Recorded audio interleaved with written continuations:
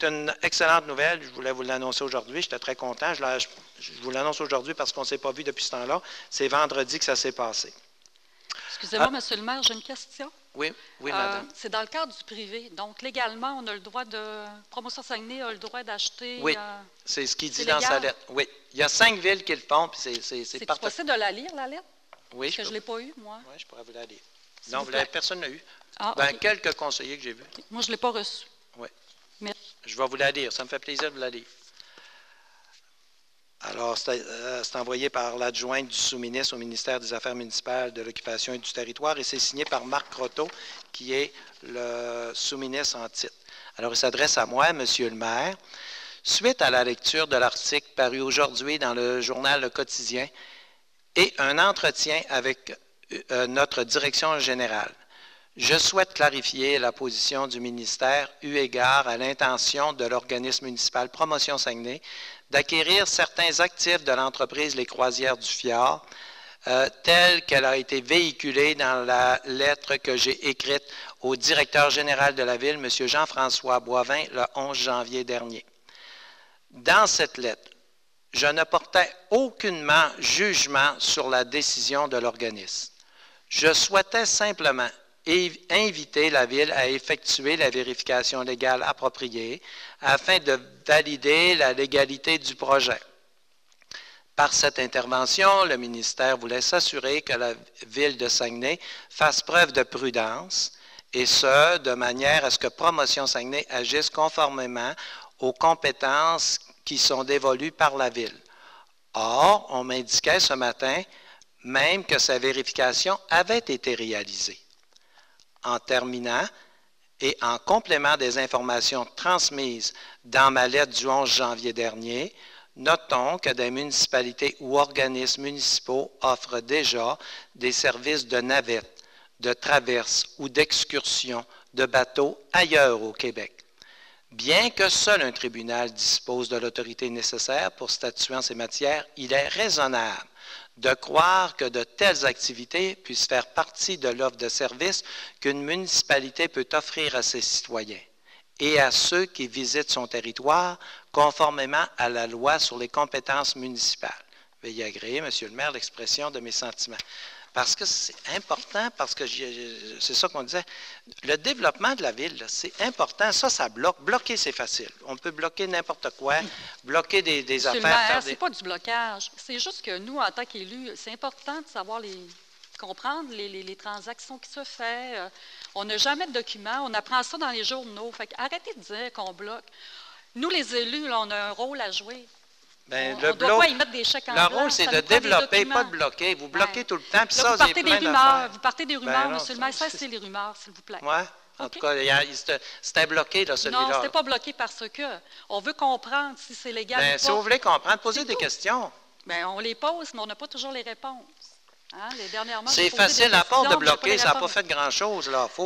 C'est parce que nous autres, c'est tellement... L'histoire des bateaux de croisière, ça fait 1 an qu'on est... Bien, plus qu'1 an, mais je veux dire 1 an concrètement, depuis le décès de Bertrand Piccard, parce que dans le temps de M. Bertrand Piccard, c'était un autre contexte.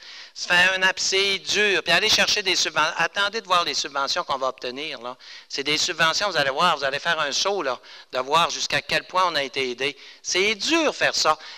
C'est sûr qu'il y a des personnes qui contestent, ils n'ont jamais fait. Jamais une. Mais moi, je sais comment c'est dur aller chercher ça. Puis il faut que tu montes ça, il faut que tu vendes. Monsieur le maire, ce n'est pas contesté. Oui, mais pas...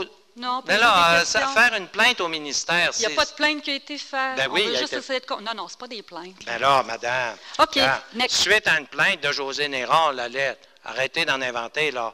C'est une plainte, là. C'est pas vous qui avez fait la plainte, c'est José Néron. Je vous blâme pas, vous avez l'air à prendre ça personnel, là. Alors, il a été interpellé par Mme José Néron. C'est d'aller mettre des bâtons dans les roues d'un projet qui marche très bien, qui est parfaitement légal. Ça a été fait par 5 municipalités. À part de mettre des bâtons dans les roues, ils ne font pas grand-chose. Moi, je trouve ça déplaisant parce qu'il y en a tellement autour de la table ici qui travaillent fort pour aller chercher des dossiers, pour faire ci. Puis il y en a d'autres qui, à contre-courant, essayent de détruire tout ce qui s'est fait. Mais c'est l'intérêt des citoyens. Il faut travailler pour les citoyens. Alors, il faut essayer de bâtir. Si on perd les navettes dans le Saguenay, là, ça veut dire qu'on ne peut plus faire visiter le fjord. Il n'y a pas d'autres bateaux qui visitent le fjord.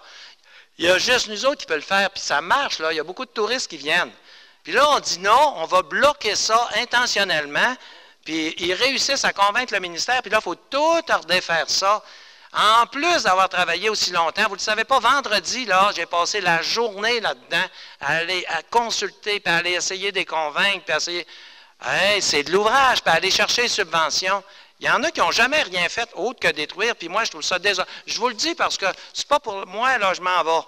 Mais je trouve ça déplorable qu'il y a des gens qui travaillent négativement. C'est de valeur qu'elle ne soit pas ici, Mme Néron. Je ne sais pas ce qu'elle est. Je pensais qu'elle était ici un matin. Je trouve ça déplorable de détruire tout le temps, puis c'est pas faisable. Comment pensez-vous qu'on aurait été capable de bâtir les bateaux de croisière, les centrales hydroélectriques? C'est sûr qu'il nous aurait mis des objections. C'est sûr. Quand on a acheté les turbines et qu'on n'avait pas d'autorisation, puis que le Conseil m'a épaulé, si le Conseil ne m'avait pas épaulé, c'était fait. Pensez-vous qu'elle nous aurait fait checker tout le monde? Alors, on n'aurait pas avancé. Alors ça, on n'aurait pas de centrale hydroélectrique. Ça va nous donner 150 millions de profit net, là, on l'a vu, là, mais on ne l'aurait pas. On n'aurait pas les bateaux de croisière parce que quand on a donné l'autorisation de bâtir les quais, le ministère n'avait pas dit oui. C'était pour les forcer. C'est sûr qu'il y aurait eu une plainte. C'est sûr. Donc, moi, le message que je veux passer aujourd'hui, j'étais content de ce qu'on a gagné vendredi parce que je n'étais pas sûr que le ministère sont frileux, hein? Ah, ils vont-tu venir? Mais là, j'ai dit, notre subvention n'est pas en cause non plus. Non. La ministre va descendre, ils vont venir nous annoncer notre subvention, puis on en a une aussi grosse du fédéral. Alors là, on va vous dire, je voulais vous en parler. Il y a peut-être des conseillers qui ont des commentaires sur, pendant votre période, si vous voulez y aller, allez-y, c'est ça. Moi? Des bonnes relations avec M. Boivin. Pas en tout. C'est mon pire opposant, c'est lui qui s'est opposé le plus quand on a fait la salle de spectacle. S'il y a une personne avec qui j'ai des relations bien ordinaires, d'ailleurs, c'est pas à moi qui parle. Pour vous donner une idée, là, non, inventez-en pas non plus. Là, vous êtes au micro, là, posez des questions sur l'administration, mais concernant, là, vous avez essayé depuis 20 ans, là, mais vous n'avez pas pogné grand-chose, puis vous ne pognerez rien non plus, là. Mes relations avec Paul Boivin, c'est bien ordinaire, sauf que je le traite comme un citoyen normal, puis qui veut faire du développement, mais n'allez pas penser que j'ai déjà mangé avec Paul Boivin, là. Non, inventez-en pas, s'il vous plaît. Manuel Champlain, vous avez des bonnes relations aussi.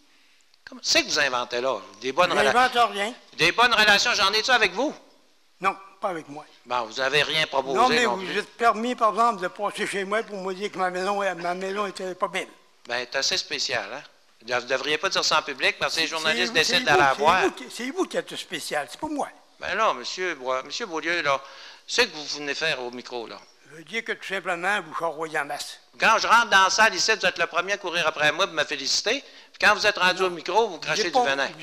Vous avez fait ça tantôt, là. Félicitations. Je vous ai dit que pour garder le génie, vous étiez mis un bon casque sur la tête.